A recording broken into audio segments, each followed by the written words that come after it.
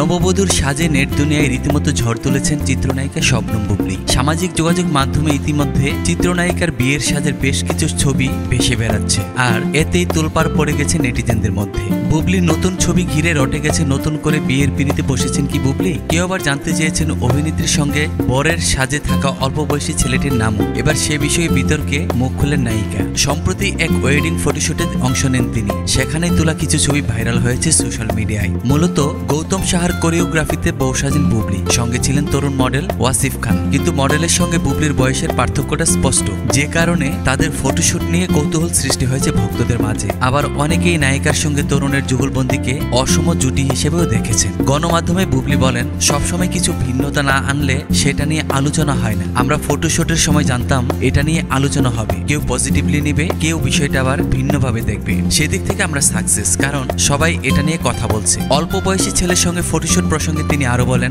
আমরা যদি নতুনদের সঙ্গে কাজ না করি, বিশেষ করে আমার কেরিয়ারের 8-9 বছর হয়ে গেছে, সেই আমরা যদি কিছু ভিন্নতা না আনার চেষ্টা করি, তাহলে দর্শক পরিবর্তনটা দেখবে না।